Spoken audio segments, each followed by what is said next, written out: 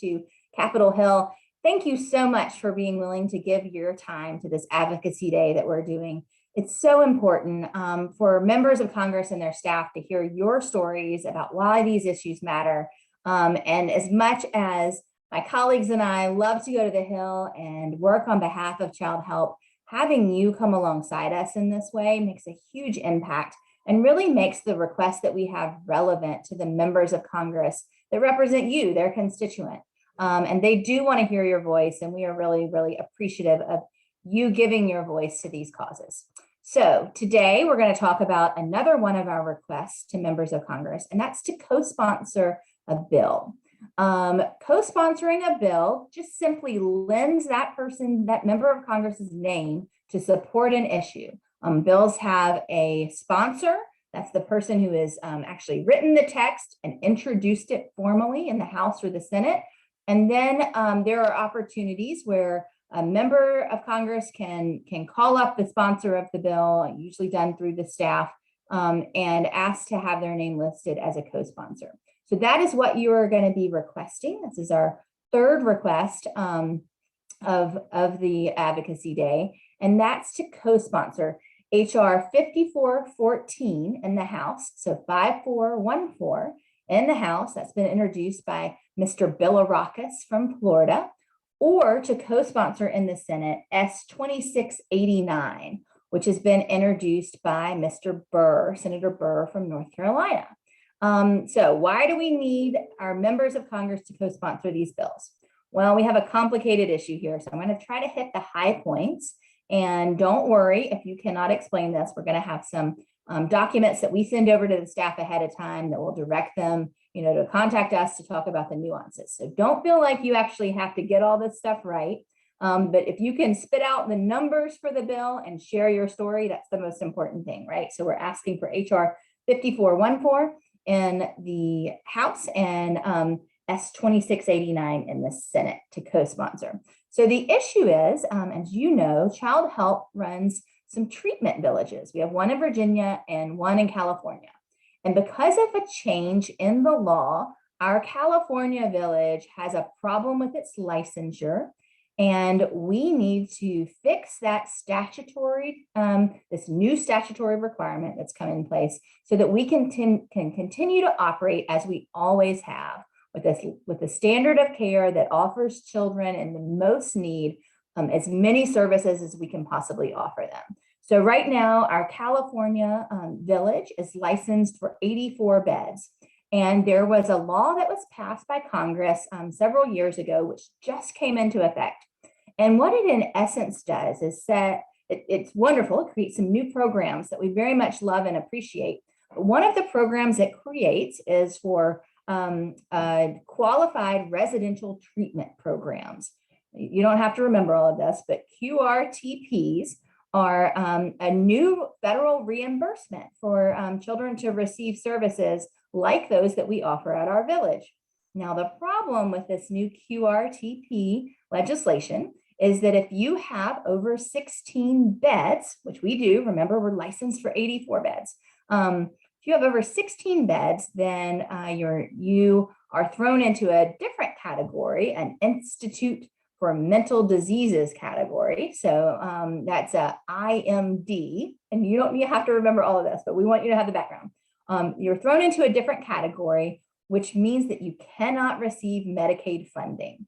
And this is a big problem for us. We know that the quality of care that we offer at our villages is very much needed by the kids that we serve. You might know from the materials that you've read or from the experiences you've had with Childhelp that our kids that are coming in for treatment at the villages are kids that are in essence flunking out of foster care, right? These are kids who have some of the most severe problems that make them difficult to place in foster care. They need some intensive therapy and help. And we want to give them that therapy and help outside of a psych ward. We want to give them outside of that real institutional, sterile environment.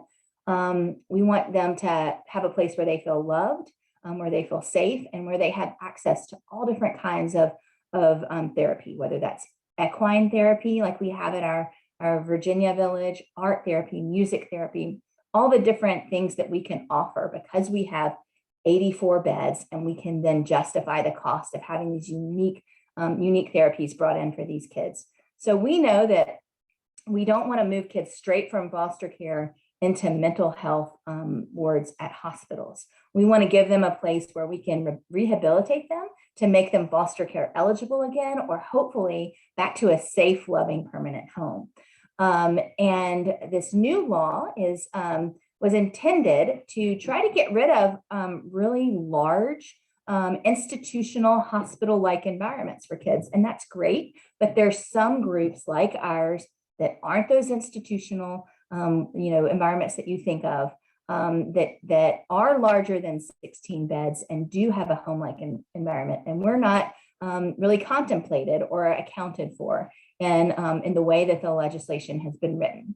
So the bills that we would like our members of Congress to sponsor, to co-sponsor, HR 5414 or S 2689, would essentially allow for places like ours, places like our villages, to get reimbursed through Medicaid.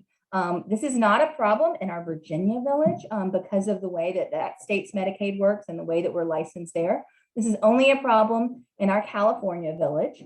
But as you know, California is our first place, our flagship, and really provides some very important access for kids in California to receive the kind of care that we offer there. So by co-sponsoring this legislation, they ensure that our Medicaid funding can continue.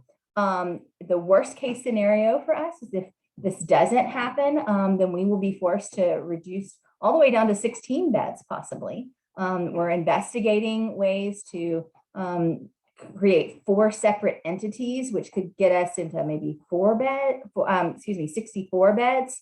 But that basically requires a wholesale restructuring of our organization and adds huge additional costs to that. And as we talked about, the goal here is to get kids the services they need. And we do that best. We can provide those unique services best when we have an economy of scale that works for those services.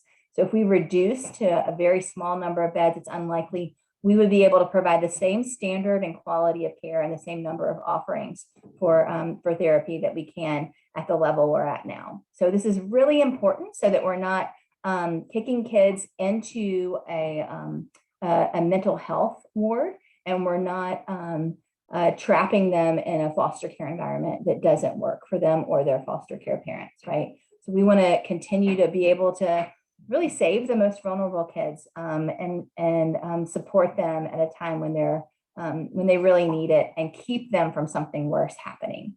So in essence, Medicaid funding is important to keep us offering our services and to keep those as comprehensive as possible. Co-sponsoring the legislation will help us do that.